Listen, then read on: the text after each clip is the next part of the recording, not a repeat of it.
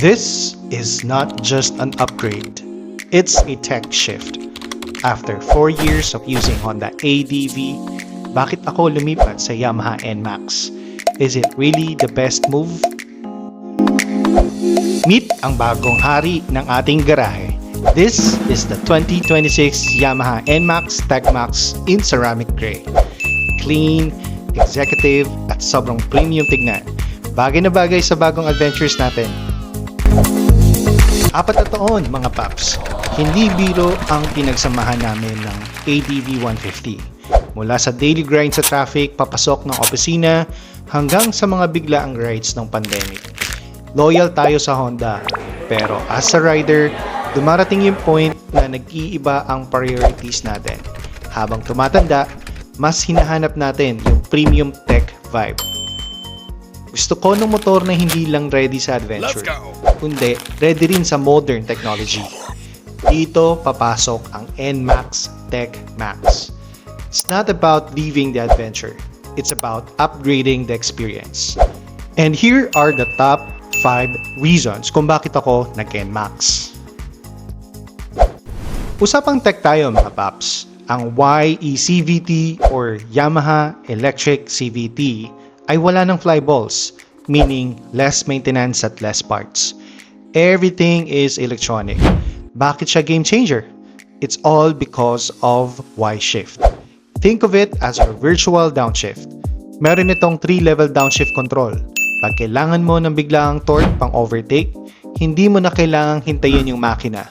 Isang pindot lang, kusa siyang mag-a-adjust para sa instant power at torque. At higit sa lahat, at ang pinaka-selling point for me, is para kang naka-manual na may engine braking controls. Goods na goods to para sa downhill at uphill. Look at this dashboard. Dual display na to mga paps.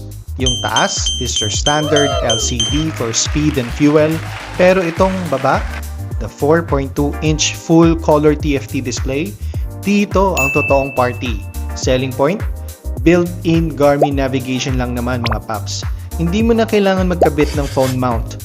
Connect mo lang ang phone mo through Y-Connect and get your maps, call alerts, and weather directly na mismo sa panel mo.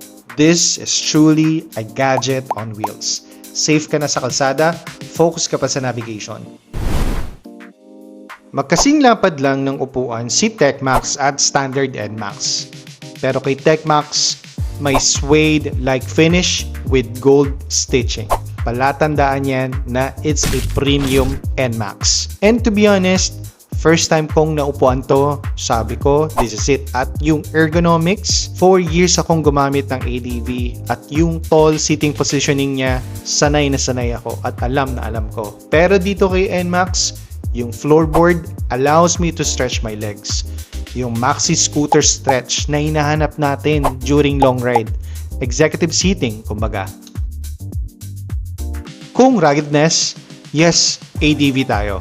Pero kung tech, smoothness, at connectivity ang pag-uusapan, NMAX TechMax is in a league of its own. Hindi lang to forma at bilis ang habol natin. Safety first pa rin tayo.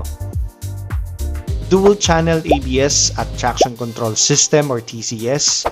At bilang newbie sa larangan ng motovlogging, ito ang guardian angel natin. At itong rear suspension na may sub-tank TechMax exclusive yan. Hindi mo yan makikita sa standard version. Overall, bakit hindi ADV 160? Don't get me wrong, solid ang ADV. Parehas kong na-try. Pero 90% ng ride natin is on the pavement. Sa 2026, connectivity and smoothness ang labanan. Ang ADV ay para sa rugged adventures, pero ang NMAX TechMax is for the smart rider who wants all the tech features integrated. Riding modes, electric CVT, Garmin Maps, lahat yan wala sa kompetisyon. For the price, you are getting a baby T-Max experience. And there you have it mga paps. Those are the top 5 reasons on why I shifted from ADV to NMAX. Sobrang excited na ako for the next long ride. Pero ayoko madaliin. While waiting for the ORCR, we'll do another in-depth video ng practical technology ng motor na to and isi-share ko din ang riding experience soon. This is Jomengs, ride safe, at maraming salamat sa panonood.